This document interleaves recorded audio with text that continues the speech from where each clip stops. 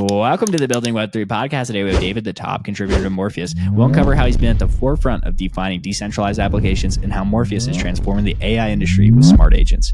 Learn about the fusion of AI and crypto, the future of personal AI ownership, and token fair launches. Remember, nothing stated here is financial advice.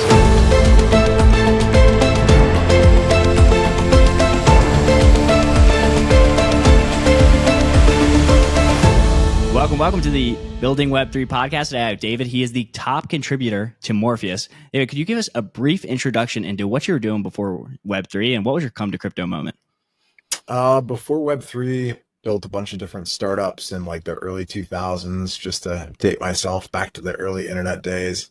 And actually did some AI stuff too, back in like 2010, 2012. Like, the stuff that's happening now, like we were dreaming of back then, and it's actually possible now, which is so cool. And then got into crypto in 2012, mostly through Bitcoin. I was already an economics nerd, and so I was happy to turn my green pieces of paper into real money. And that kind of gave me some capital. I started, writing about protocols and architectures. Most people know me for writing the paper on decentralized applications, or DApps. So if you know DApps, I'm the DApps guy. I was like, hey guys, let's give this a term and let's define it as peer-to-peer. It's got to be open source. It's got to be a blockchain, and it's got to have a token, right? If it has those four things, then I'm going to call that a decentralized application. That idea kind of caught on. This was like October of 2013. So the Ethereum paper comes out right after that. They start talking about this idea of building a whole platform for smart contracts and DApps. And it's been a wild 10 years ever since. I've helped with a bunch of protocols, and really passionate right now about this intersection between crypto and AI, because I think we're at this moment where AI can give crypto an easy user interface. And I think crypto can do for AI tons of compute, monetization, all the financial use cases that OpenAI and these other guys can't even touch, instead of having a wallet or a token or anything like that. So anyway, it's been a crazy journey, but I'm glad to be here. Absolutely. So you literally created the definition for DApps, which is incredible. And then let's talk a little bit about this fusion between AI and crypto, because many people hear those two words and they're like buzzword plus buzzword. Let's talk about some like actual applications, because you started to dive into it, and let's go deeper on those two topics. So I wrote a paper last year about smart agents, right? Kind of, again, defining this term. What does that mean? It means an AI agent that's connected to a Web3 wallet and can interact with smart contracts, right? It can take some action on behalf of the user. And I think that's sort of the simple definitional step to separate like what people are doing with like informational agents, and a smart agent can actually take a Web3 action, right? And so that idea started to catch on last year. And then an anonymous set of writers calling themselves Morpheus, Trinity, and Neo dropped the Morpheus paper last September, right? And it was like, cool, smart agents. Yeah, that's great for local. But what you really need is a network of smart agents, right? You need to incentivize compute, right? To provide the inference. You need to be able to incentivize people to build all the tools and the connections and the code. You need to incentivize people to provide capital and liquidity to this type of thing. And people are like, yeah, this is the direction it's got to go. And people were starting to get an idea that like the regulatory restrictions were also coming. Like they were going to, limit how much you could, train models, and they're instituting KYC on data centers. So if you enjoyed KYC for your money, welcome to KYC for your data center. Like all this crazy stuff came out last year. That was like October. And it kind of just put a fire under the community. It's like, yeah, we got to build a truly decentralized AI that somebody can personally own, right? These are all open source models. You're the one controlling it. It's connected to your Web3 wallet, right? And it's not working for somebody else. It's not working for some government or some company. It's working for you, right? And the bet is pretty simple. Like everybody in the future, I think, is going to have a personal AI for the same reason they want a personal phone and a personal computer, right? You want to keep all that data and stuff to yourself, and you want to know that it's acting on your behalf and not somebody else's behalf. So that's kind of what happened last year. Is people started to, like you said, there's a lot of buzzwords floating around, but it's like, no, like what's the real interaction? What is the thing that this can do with crypto that it can't do elsewhere? And Eric Voorhees has talked about this a lot. He's an early contributor to Morpheus. He's talked a lot about it on stage now. He's built a project, Venice.ai, on top of Morpheus that basically lets you have an open source model. You don't even need an account. You literally just go to Venice.ai and you can have a private, uncensored, personal AI to answer your questions. And the open source models have gotten just as good as like the cutting edge ChatGPT-4 type models from the proprietary companies. And so, yeah, like very quickly, open source is catching up and starting to exceed all those closed source systems. Yeah, let's first talk about like why somebody would need an agent, and kind of a use case. Something that comes to mind would be like maybe you need, flights to ECC coming up and you need those booked in a hotel. So that makes sense. So let's first talk about like the use case for agents and then be like, well, why do we need them decentralized? Right. So a basic agent, can just do some informational task, like it's going to go get me information or whatever. And that's maybe what you'd use ChatGPT for, right? Like people are releasing agents on there. And I think a lot of it's kind of gimmicky. It's like AI girlfriend, like, okay, great. Like there's chatbots for everything now, right? And an agent is a good word for like something that's narrowly used for a task. So think about it separately from like, you've got an operating system, but then you've got a bunch of apps, right? And the apps do one specific thing for the most part, right? And they're much more narrowly tailored. So the same thing here, right? Everybody's heard about these models, right? These foundational models. Maybe you heard of Llama 3 or Mistral or these different models. They're like the operating system, right? They're very generalized. They might be very knowledgeable about a broad set of things. But then an agent might be like, oh, I want to do a DeFi swap. And I need an agent trained just to do that knows how to connect to my wallet and can take that action. And so that's what people are building on Morpheus are smart agents that can not only take the information, but then go take an action and the user can approve it, right? And you don't even have to think about the complex things. There are billions of people that would benefit from crypto, but there's still a huge technological barrier that most people can't get over, right? And I'm dating myself a little bit, but I remember the internet before search engines, and people dismissed the internet. They're like, it's for nerds, it's for colleges. Nobody's ever going to use the internet for anything serious because you were using IP addresses and navigating directories. Like it was not easy to use the web. And then when search engines came out, it just like all the technical barriers fell away. You just told it what you wanted to find. Magically, the results showed up with something pretty good. You clicked on the top link and you were set. Right. So we need that same moment for Web3, where I can just tell the machine what I want to do. It understands the intent and then gives me an option. Hey, is this what you want to do? And you click on that top option, right? That's how we go from a few million people, actually actively using it. Even though there's like 300 or 400 million wallets, there's a small subset of that the people are really active, and a lot of it's that technical barrier.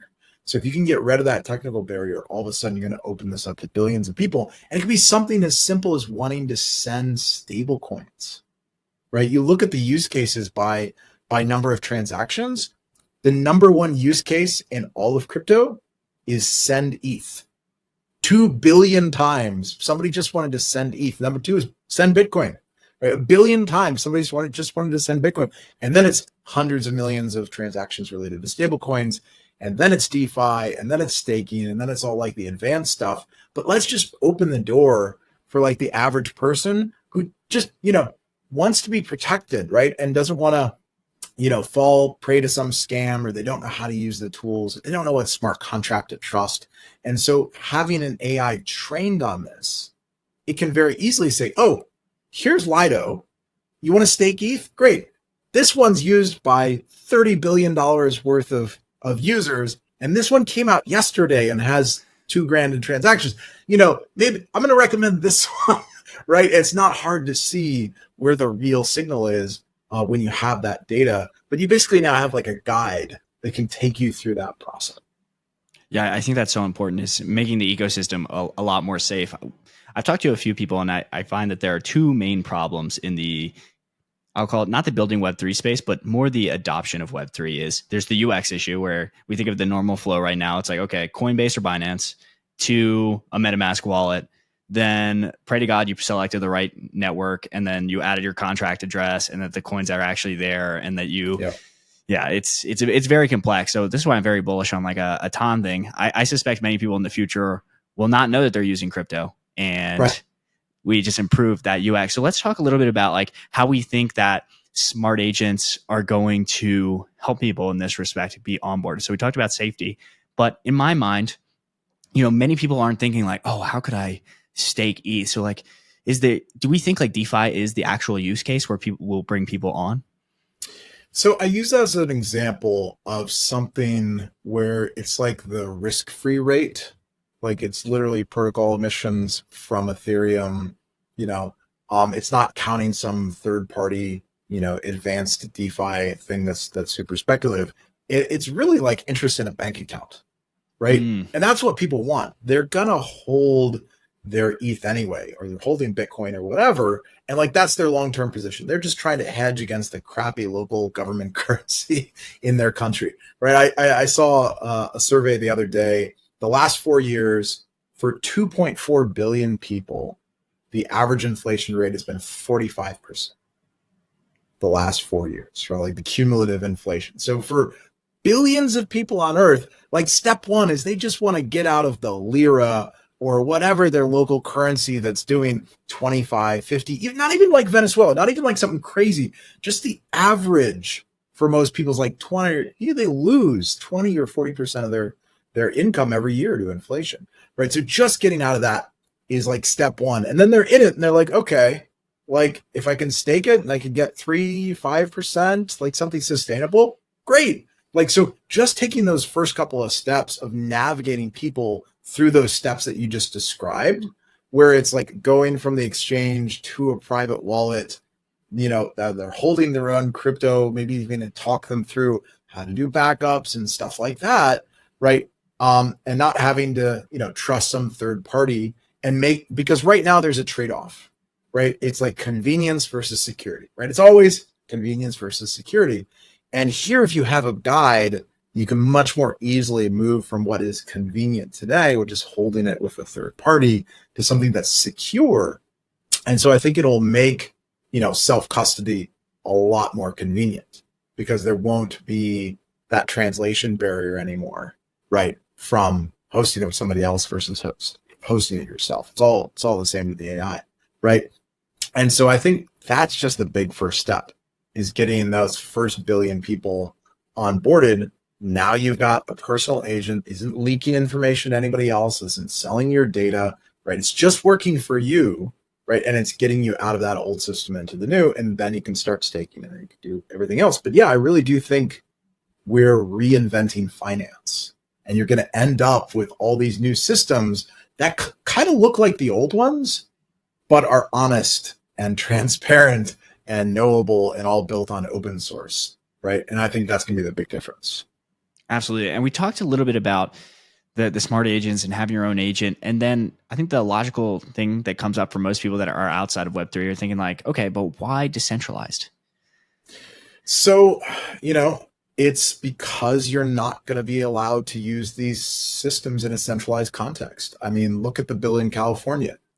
They're going to ban developers from releasing AI unless it has a license, unless it's been approved. There'll be a California Board of Safety, and it will be a felony to release an AI model. And guess who's going to get the special privilege? Come on, it's going to be Microsoft. It's going to be Google. It's going to be OpenAI. If you're not part of the $100 billion club, which guess what? Those are the companies they selected for the AI safety committee. They didn't pick a single open source advocate. Zuckerberg didn't get on there. Elon didn't get no Hugging Face, nobody doing open source got on the safety committee. It is literally Microsoft, Google, OpenAI, and a bunch of bureaucrats, right?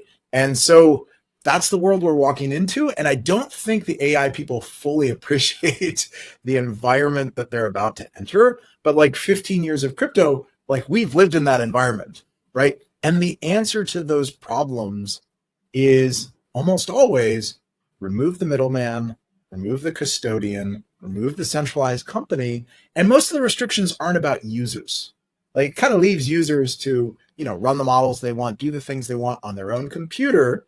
But as soon as you're interacting with some company or some data center, sorry, sir, we'd like to see your papers. Like, are you from the right company? Are a country? Are you allowed to access this compute? Like, those aren't theoretical questions. They're implementing those restrictions right now in the US, the EU, and China. So far, the only jurisdiction that said they're going to stay open is the UK. Switzerland hasn't passed any restrictions. I haven't seen any in Dubai. India threatened some really draconian regulations and then they backed off. So imagine it's 2014 again, and we're finding out which are going to be the friendly jurisdictions. So whichever ones end up being friendly, it doesn't matter. Like, that's where the developers will go. That's where you can run the models. That's where the compute will sit. And if it has to be run in the UK or Malaysia, who cares, right? Bitcoin doesn't care where the hash power is run, right? China was friendly, became unfriendly. They all left China, went to Texas, right? The hash power can be anywhere. And so having a decentralized compute network for AI is just as important, right? And it's live right now. I mean, you look at protocols like Akash, you can run the GPUs from anywhere. So if they implement a bunch of restrictions in the US, people are just going to run their GPUs out of a friendly jurisdiction, wherever that is, and be able to offer those models back to users all across the world. And so what Morpheus is doing is basically a layer on top of that. It's creating the demand side, right? It's hosting these smart agents, and people are able to use these smart agents. They're consuming the models and the compute people like Akash are providing. So if Akash, or if you've heard of BitTensor, they're on the supply side, and Morpheus users are on the demand side using those resources. So you need both sides of that market to come together, and that's what's been happening. Man, I have not seen something move so fast since like the early days of crypto, to go from like white papers to working code to launched networks to tokens being live in the last 9 months. But I think the urgency has been there because it's like, with all these restrictions coming, I don't know if you're going to be able to build it 2 years from now. Like, we have to build this now and get this in people's hands. Yeah, and for people that are unfamiliar, Akash network, you could think of it like a decentralized Google Cloud, essentially Airbnb for like GPUs, things of that nature. And then you would consider that in the DPIN space. Would you also consider, and DPIN stands for decentralized physical infrastructure, would you consider Morpheus in that same vein? I wouldn't consider it DPIN because Morpheus isn't a compute network. I would consider it much more, a DAI project. So it's a natively decentralized AI platform. And think about it in the same way that people think about Ethereum for smart contracts. Think about Morpheus for smart agents. It's not like Morpheus is building any smart agents any more than the Ethereum Foundation builds smart contracts, right? They created the tool set, right, that everybody needed: the consensus, the execution layer, Solidity, right? All the tooling, right? The ERCs, that whole process, like, that's what made Ethereum powerful for smart contracts. Morpheus is doing the same thing, but for smart agents, right? So it's incentivizing the compute, it's incentivizing the code, the capital, all those pieces people need to deploy their own smart agent on top of Morpheus. And then Morpheus is agnostic. It works across different chains. It works with all the different ecosystems. You could be hosting your GPU on Akash. You could be providing a model for BitTensor. Like, Morpheus doesn't care, right? It'll reward whatever gets real usage from the Morpheus community. And I think the question that most listeners will be thinking is, they're like, okay, I understand smart agents to the degree. Like, I understand Akash, we need to get server power from somewhere. Now, Morpheus, like, we'll call it like a protocol. Is it a blockchain itself, or is it just a standard way of interacting and creating smart agents? I would describe it as a platform, right? So today it's coded up as a series of smart contracts. And those smart contracts are deployed on Ethereum and Arbitrum and Base. It looks like they'll get deployed soon on Solana because the devs have integrated Wormhole. So it has the messaging layer built into the smart contracts. So it's this platform that works across all these blockchains. And so anybody that needs compute, if they hold more tokens, they're going to have access to compute on the network. So take, for example, somebody like Venice.ai, right? Eric Voorhees built out this cool website. It has all these incredible open source models. You can generate images or text or whatever you need. But where does he get the compute? right? Today he gets it from Akash and Hyperbolic and these other cool providers. And as soon as the Morpheus decentralized router goes live, probably end of July, early August, that will effectively give him a way where he's holding more tokens and he can access the cheap compute, and it can match him with the cheapest compute provider, right? So whether that person is on Akash or wherever, it can set up a session and he can host, tons of different interactions. So you don't have to have a transaction for every prompt. You're batching together thousands and thousands of prompts and interactions, and the router records one entry. Like, oh, Eric kept this connection to the server for 1 week. Cool. Here's the credit that compute provider gets, and they can come and claim the reward from the protocol, which is a really important difference. It's not paying directly, and so you don't have to do a fee for every interaction. It's batching, the router's batching them all together and putting this together as a single claim on protocol rewards. So 24% of the tokens in Morpheus are set aside for compute providers. So they're all competing to provide those AI models to Eric and other people running smart agents. Yeah, and I think people think, okay, so we've got the smart agents. They are going to need decentralized compute. So instead of going directly to Akash, instead of going directly to these other, DeepIn cloud providers, they'll go through Morpheus. They'll pay in more tokens. I guess, what is the main advantage to, one, the smart agent, and two, the decentralized compute? Like, Akash is probably like, "What, I want to be paid in Akash tokens. Like, why I get paid in more?" So, if you look at what Venice has done, is they're basically using this as a really clever way to cover their operational cost. So, you can go there and slash a credit card if you want, or you can connect your MetaMask. And if you're holding one more token, you get a free pro account. Now, why are they doing that? Because when the router goes live, they can show the more that they've got staked or that their users are staking, and it will cover their costs. So it's not a matter of paying in Morpheus. It's almost like you're staking for inference. And so if you stake your more, great. I get access every day to the compute rewards, and it pays effectively for my compute as long as I'm holding that more token. So for them, that's genius. Like, their users are bringing the thing that's going to cover like 90% of their operating costs, which is mostly running these models on high performance GPUs, right? And so this sort of staking for inference model is really cool. It's actually something that Eric Voorhees pioneered, and he wrote one of the papers called the Yellowstone paper in the Morpheus community and proposed this way of doing it, right? And it kind of solves for a lot of problems, because if you have fees, especially if it's connected to every transaction, like, that doesn't scale, right? Because one interaction might be worth a few pennies. Like, you're going to pay $1 for an on-chain transaction no, that doesn't make any sense, right? Batch these into sessions, have the smart contract just record the session, and you have a single transaction to claim a reward over thousands of interactions. Like, Venice already has thousands of users a day coming and generating images or using it for text, right? It effectively gets a scalable way to record that on chain, pay for it on chain, and their users already have the token because they're coming. So I think it's a pretty clever approach that he came up. So it's essentially roll up all the costs into one major transaction. That way you're not paying for gas. The way I say it is, if you went like bowling and every time you like picked up a ball, you'd have to be charged, or you could just pay at the very end. Yeah, that makes complete sense.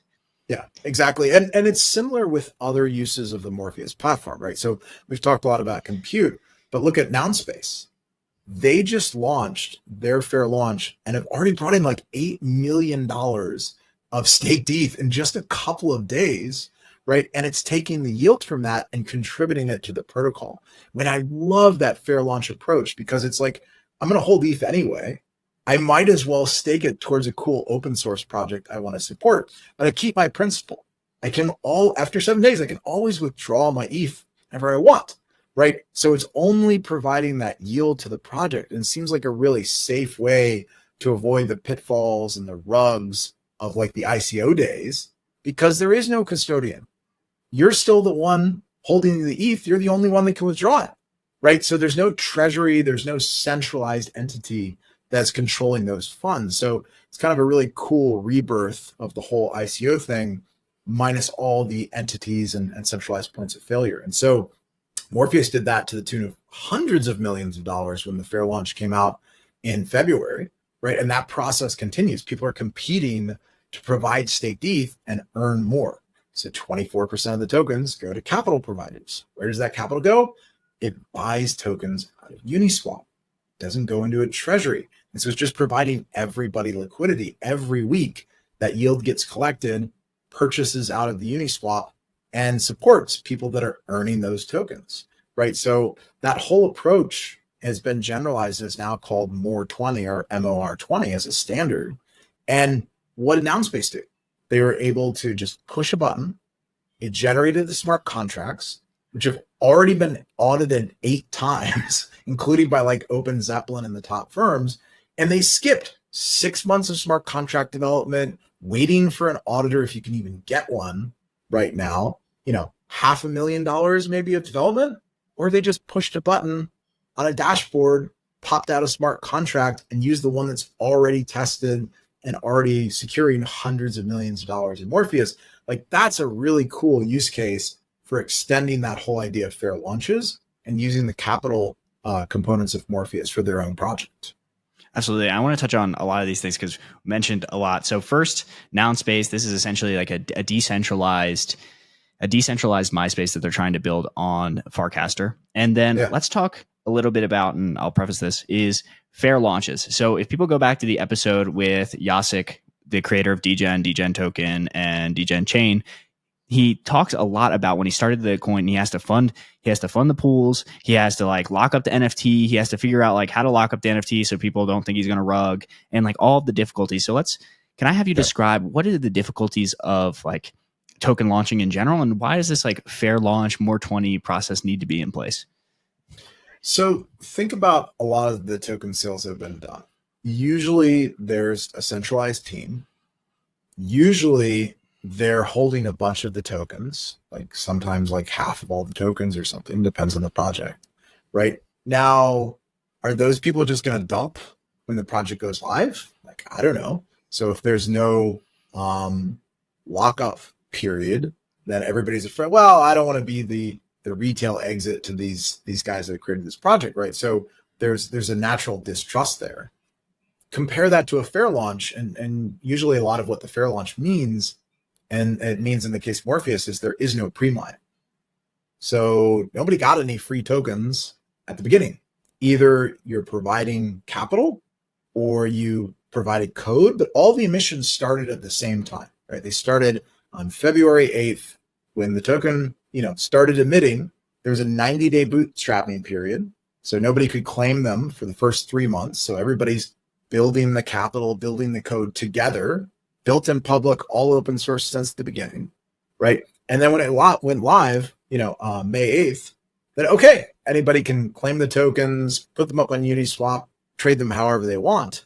In the case of Morpheus, because the yield had built up those 90 days, you're able to use that to bootstrap the liquidity, right? So it didn't start from nothing, right? It started from a couple of $1 million worth of liquidity day one, which sort of helps in that price discovery process. So yeah, it's just a lot about creating trust. So if you remove the treasury, you don't have to worry about somebody taking the tokens.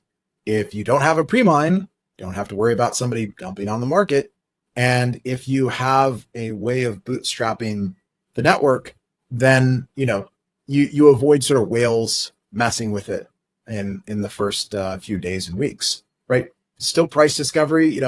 People effectively earned Morpheus for $5, $10, $12 worth of yield.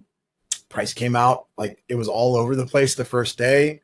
The $70 been over 100. Now it's like 28. So we're still in that price discovery process, but where nobody got any free tokens, the only people that own them are the ones that earned them or bought them, right? That's it, right? And so it really is a community built project, and the people that tend to be attracted tend to be real builders, like people that want to get rewarded for their code They don't want all the nonsense and BS of, these launch processes where it's all centralized. And so you can really build something up organically. And I think for me, that's the big difference. Absolutely. I want to talk about, you mentioned staked ETH, and people might be like, wait a second. So usually I'm giving money to a protocol, and now like it's somewhat staked. So talk about this kind of like, we'll call it liquid staking, and then putting this in the more 20 standard. Sure. So in the case of Morpheus, it uses Lido staked ETH or STETH, right? And if you hold STETH every day, you get what's called a rebase reward. And that's the little bit of yield that you got. It might be 3% a year, but you're going to get a little bit of that every day at 12 noon UTC. Okay, cool. Well, what the Morpheus contract is doing is it's bifurcating, it's splitting the yield and the principal, right? So the protocol, Morpheus can never touch the principal, but that additional rebase reward that comes in, that can be peeled off and sent into the protocol owned liquidity, right? And so I wasn't staking my ETH anyway. And I did some on-chain analytics. Most people that came into Morpheus weren't staking before. The last thing they did was come to Lido, stake their ETH, and then put it into Morpheus, right? Which just tells me they probably were just holding their ETH before, right? And it gave me a reason to stake my ETH. And so if you think about it in that context, I have the same number of ETH I started with. So like I might as well go ahead and contribute that yield to a project, right? And I can always withdraw my ETH. I didn't really lose anything, right? It was just opportunity cost of that yield that I wasn't earning anyway. And so it gave me a reason to do this. And it's like, oh, wow, there are tens of billions of dollars of staked ETH, right? People holding ETH that could be staking it. And so with every more 20 project, it's attracting another community of people. They're like, yeah, this is something I want to support. I can see that it's not risky. I can use my ETH for this. I was going to hold my ETH anyway. And, yeah, let's do it. Why not? Right. It sort of creates the decision tree down to like literally 2 steps. Like, am I holding ETH? Do I want to support this thing? Go for it. Like, and I don't have to worry about, oh, the team, as they're dumping, oh, maybe they'll get rugged. I don't want to lose my capital. And so by creating sort of this safe path for people to use, I think it's a real game changer and sort of opens up all kinds of use cases. So it's not specific to AI. Like Nounspace, I mean, they're doing some AI and smart agent stuff, but they're a social media platform, right? They're a Farcaster client, that is building cool profiles for people, right? And you can imagine launching just about any kind of project where you have a community of people that want to support it. Or you could, create a variation. There's proposals in the community right now for, oh, you're just running a SaaS thing and you want people to stake ETH and send you a payment every month. Great. Now we have recurring payments in crypto that don't involve handing my crypto to somebody else, right? And somebody else doesn't have to hold my principal, right? I can just use this interest payment to pay the bill, right? Because you haven't been able to do that before. Crypto is a push mechanism. It's not a credit card that can be charged against every month, right? And so we've been missing out on all those recurring payment use cases from like the traditional web. All of a sudden, this opens that up. I'm going to hold the ETH.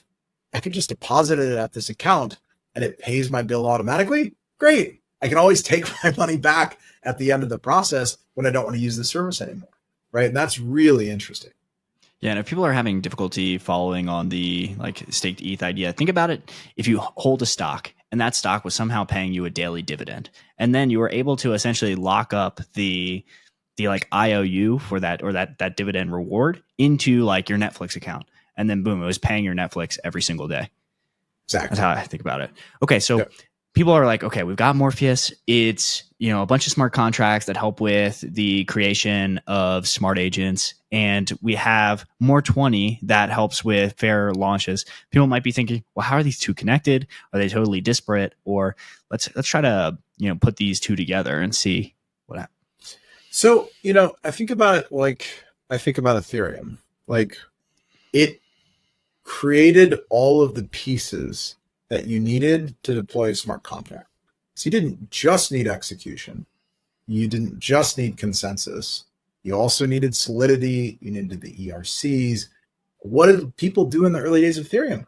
They did token sales. Largely, they were emulating the success of Ethereum and said, oh, I want to launch my project that way, right? Because all the regulations around crowdfunding had gotten so onerous, you basically couldn't do it, right? And so all of a sudden it opened up crowdfunding to the world, right? For all these open source projects. And so think about Morpheus in the same context. Like, okay, I need compute. That's not enough by itself. I need like an app store, right? And that's what the builder reward does in Morpheus. Is one of those 4 buckets is the builder reward. 24% of the rewards go to people building smart agents, right? So it's not just the bottom of the tech stack, it's the front end. People creating the websites and the projects and launching them on Morpheus have a way of earning rewards too. And you need capital. So that's got to be one of the buckets to bootstrap this. And we haven't talked about it yet, but coding, right? In Morpheus, 24% of the rewards go to coders. This is anybody adding to the Morpheus platform itself. Morpheus platform is like 10 different repos on GitHub that are known as the reference implementations. And it's like, there's one for the smart contracts. There's one for the node software. There's one for the smart agents. Like all these different pieces have to work together. Okay, 24% of the rewards go to the coders. And so far, over 255 coders have showed up and said, this is cool. I want to earn those rewards. They offer their code and they get rewarded with what are called weights. And those get added to the smart contract every month and they earn more according to the weights. And here's the cool thing is it's not a DAO. There's no foundation. There's no committees. It's a marketplace. So think of coders as selling their code and the repo maintainers as buying the code. And when they buy it, they're diluting their own rewards. So they're only going to merge it if it's like legit code that actually adds value to the protocol, and ignore, all the people that want tons of weights for like some documentation update or something like that, right? So, that's the cool thing about Morpheus is basically launched these 4 marketplaces. A marketplace for capital, compute, code, and builders, because that's what you need. You need the entire tech stack from the bottom of, yes, somebody has to run the model on a server to somebody has to build the smart agent, right? And so that's what you're getting with Morpheus is effectively, a way to bootstrap the entire decentralized AI tech stack. And again, it's not a competitor to BitTensor or Akash. It's a customer to them, right? The users are buying what they're producing, right? They're using their compute or their models. And so if you love Akash or BitTensor, you should love Morpheus because the more successful Morpheus is, the more demand it's creating for those protocols. And so that's been the cool thing is, in Austin or Denver or San Francisco or all over the world, we're holding these decentralized AI days, decentralized AI summits, and all of those protocols are there because they want to see smart agents and all these use cases be successful because that means there'll be demand for what they're creating. Absolutely. And we talked about the 4 buckets that are necessary to make, Morpheus work, decentralized AI. Can we talk about which of those buckets has been the most challenging and which has been like the kind of the easiest to fulfill on? Oh, I mean, honestly, the easiest has been capital because it's really binary. You can see it on chain, exactly how much has been contributed. This community has spent a lot of time figuring out the code bucket. Like, how do you perfect that marketplace, make it easy for people to offer that contribution, know if it's accepted, if the code gets abandoned, how do you deprecate, old code? But people have built now interfaces and websites, and there's more .software and other places that can sort of make that whole process easier. So that's definitely been an area of a lot of growth. The compute's a big lift. It's really only possible that Morpheus got to a testnet so fast is thanks to Lumerin. So if you don't know, Lumerin is a decentralized network for hash power. And they realized all their smart contracts that were already on Arbitrum, they could use them for AI inference, right? And so they're like, oh, we'll fork our code, we'll donate it to Morpheus, we'll earn some weights, and they've contributed what are worth millions of dollars of coding that has been done over like 2-3 years. And all of a sudden, Morpheus, had a router that was 90% done and could launch a testnet and get right into gearing up for production, right? So that's sort of been the story is like all these amazing builders have come out of the woodwork and be like, this is really important. We can't let a couple of companies run all the world's intelligence. Like, personal AI is like this fundamental human right that people are really going to need pretty soon. So let's build this out. And what can I contribute? What can I bring? Right? Call out the guys at 6079. They're working on proof of inference. I don't know if you saw this. They have a game of Street Fighter, I kid you not, where the players are controlled by a large language model.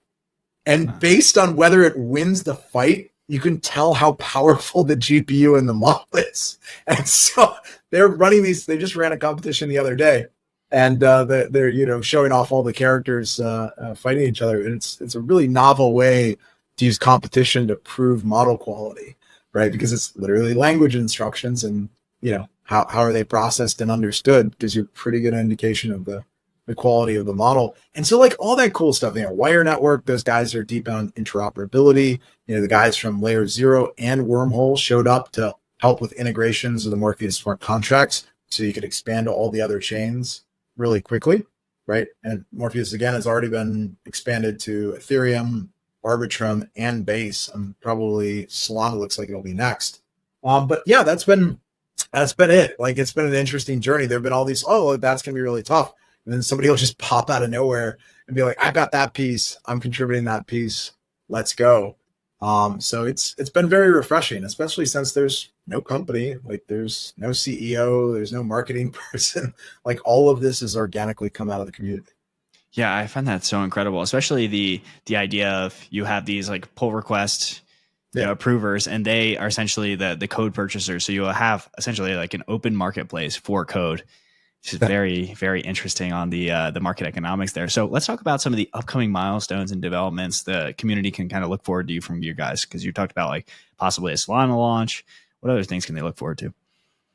So like I said, Testnet right now for compute. So the next big milestone would be that going into production. Looks like the devs are thinking probably about another month of testing. So I'm expecting it late July, but there's nobody to set an official timeline. Right? It's whatever amount. If you wanted to go faster, here's an idea. Join the testnet, try it out, give feedback, look at the smart contracts. Right? And so people will pop into the Discord and they're like, when's this going to happen? I was like, I don't know. When are you going to build it? Like, I don't know. Like, there's no treasury. There's nobody to pay for these things. Right? It's all built into these protocol incentives. Right? And so people are competing in that open marketplace. As far as other milestones, like, the first War 20 going live was huge, like with Noun Space, kind of proving out that there's a lot of demand for people wanting to stake ETH towards more cool open source project. Wasn't it a one-off, just a Morpheus thing, right? And so there's a ton of people that are saying, I'm going to use More 20, I'm going to use the contracts in the platform. So it just saves you so much time and money. Just the other day, both the Windows install and the Mac install came out for 008, which is the local install of Morpheus. So you can put this on your computer today. You can download a full model, connect it to MetaMask, and be swapping tokens, sending crypto, checking prices, literally from your computer, right? And it doesn't leave your computer. Like, it's all literally done on your laptop. So go to mor.org. More.org is one of the community websites. That's one Eric put up. That has all those resources and links for like the local download and stuff like that. So I would check that out. But yeah, I can hardly even keep up. Like, I was traveling for 2 days and I came back to the giant backlog of things people were announcing and talking about, which is so cool. But join the Discord. There's like 5,000-6,000 people in there. Follow Morpheus AIs on X, all that kind of stuff. But yeah, it's almost like a daily drumbeat of cool things people are releasing. Absolutely. And call it your own personal social media, because I know people are going to be wanting to get involved with you as well. Sure. Just at D Johnston EC. And, at Morpheus AIs, follow Eric Voorhees. He talks about, this intersection increasingly of crypto and AI, and with what he's built with Venice.ai, you can use this right now. Like, that's the cool thing, is this isn't theoretical. Like, you can go create an image on Venice.ai with no account, with total in privacy, with uncensored. And I think people are going to notice more and more the difference between the censored systems and the uncensored systems. And the ones connected to Web3 are just going to be so much better because they can do all these economic actions. Like, nobody's going to give AI a bank account. It's hard enough to get a bank account as a human, let alone, as an AI. And so, crypto and AI, it's like marriage made in heaven, man. It's like these were built for each other, programmable rails. That's what AI are going to use for almost everything. So, I think what you're going to see is the vast majority of economic activity is going to happen through smart agents.